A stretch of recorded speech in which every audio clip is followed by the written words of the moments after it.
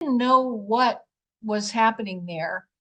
But right after that happened, I remember he said to me, surely you will die. And I said, you mean today? Die? And just like that, my body hit the floor and I was in this black void, very dark. I could not see my hand in front of my face. I couldn't see anything. And I knew my hand was there because I could feel it moving, but I couldn't see it. I couldn't see it at all.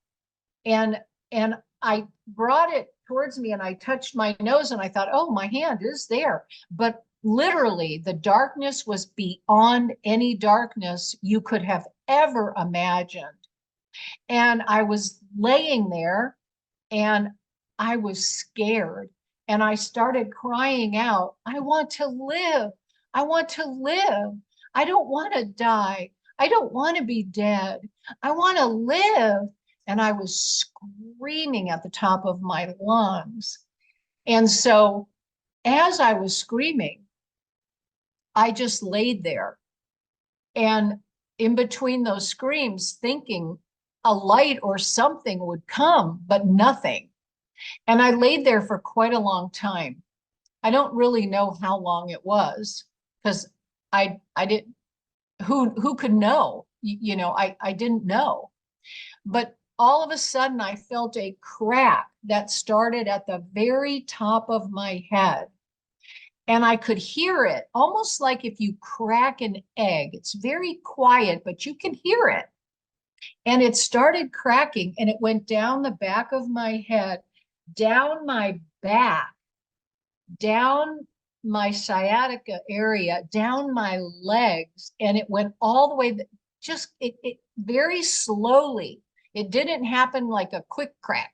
It was very slow, and I could feel it and hear it, but I couldn't see anything all the way down to my big toe.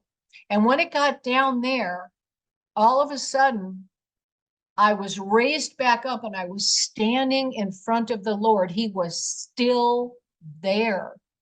And then he had said to me that I was alive.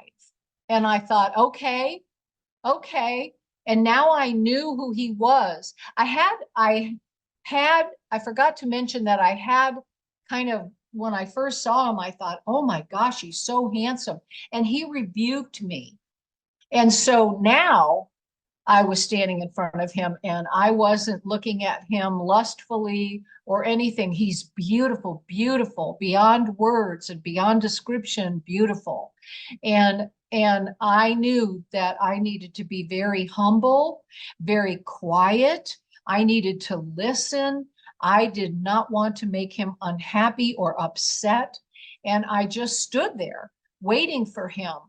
And that's when the robe came on me. I felt him put something on me and I felt something come on my head, but I didn't know what it was. And I kept saying, what is this? What is this? And he did not answer me, but I felt a cloak of righteousness, a cloak of goodness. And I felt so clean. I felt so clean, like all my sins had been forgiven, like I was brand spanking new, like I was a new person. And I couldn't even believe it. It was so powerful. And this thing that was on my head was so heavy, I could actually feel it.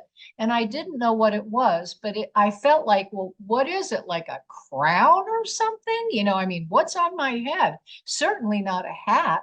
It's way too heavy. And I could feel it pressing on me, but it felt so good. And I felt so clean. And as he stood there, I said, what do you want me to do? Should I stay with my husband or should I leave him? And he stood next to my husband. And while he stood there, I understood that he wanted me to stay with my husband. So then I said, okay, I'll do whatever you want. I knew I had been born again and I was a new person. And now my life was going to change 100%.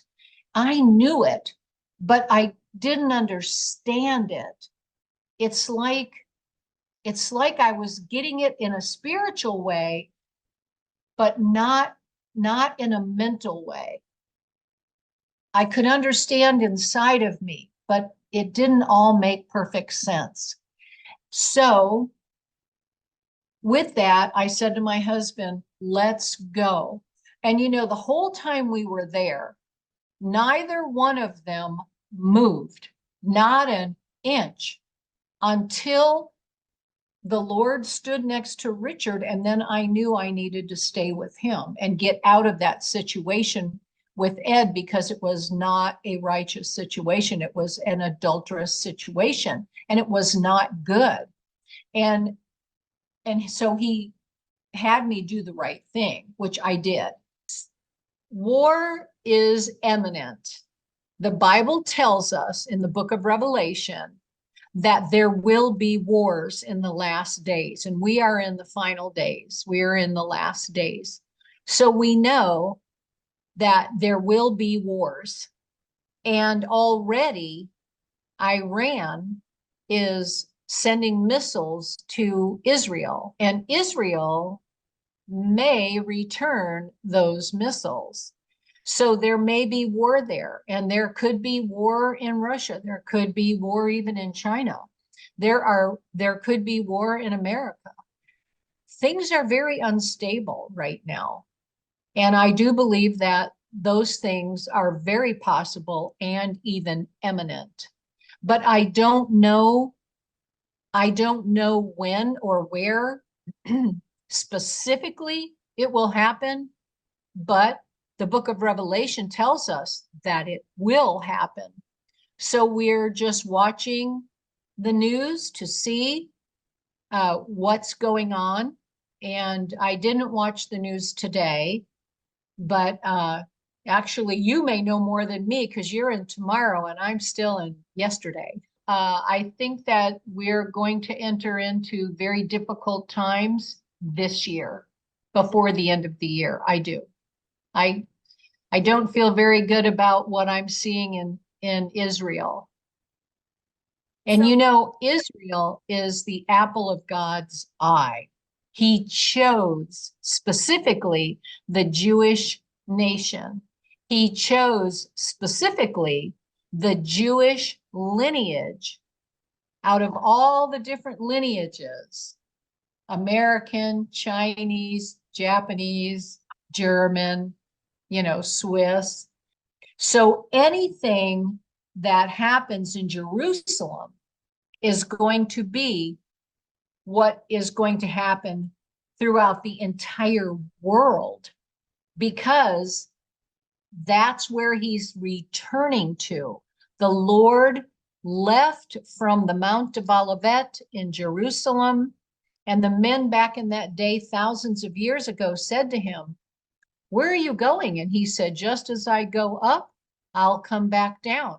And he was on the Mount of Olivet, and he will come back to the Mount of Olivet at some point, and he will come back to Jerusalem. So we need to watch Jerusalem very carefully, because that will be the pulse of the wars and all the different things that will happen to this earth. It's all about Jerusalem. Okay, well, Jerusalem it has always been the center of everything. Even though it's only the size of New Jersey, it's a very small, area, Jerusalem. It might be small, but it's the biggest thing that God is doing on this planet. And we know that the Jewish people are going to be coming back to Jerusalem. The Lord has called them to return to their native country, and he said he will make a way for them. And he has. ever since 1948, May 14th of 1948, Jews have been going back and making a pilgrimage back to Jerusalem. And so Jerusalem will fulfill all of God's promises. All of the promises that are in the Bible will happen because of Jerusalem. So it's very important that we pay attention to what is happening there. And I mean, that's pretty much all I know, but the Lord said it would be a day like Sodom and Gomorrah, and we're seeing that. We're seeing the wickedness and the hate. There's so much hate in the world right now, you know, and uncleanliness and ungodliness, unholiness.